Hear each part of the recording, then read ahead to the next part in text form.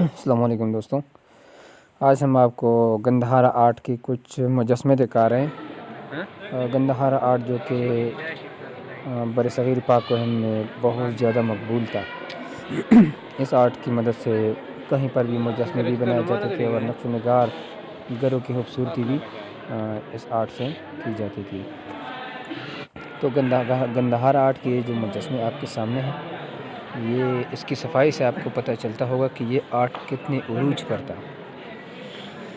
तो उस दौर के टेक्सिला और पशकलावती जो आज का हमारा चरसद्दा है, इन जगहों में काफ़ी मशहूर था, काफ़ी ज़्यादा मशहूर था इन जगहों पर। और ये ख़ास गंधहारा आर्ट के मरकज़ थे।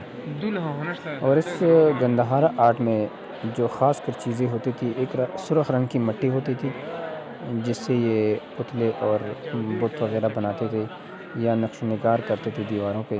और उस मिट्टी में वो एक ख़ास मिक़दार से रुई मिलाते थे।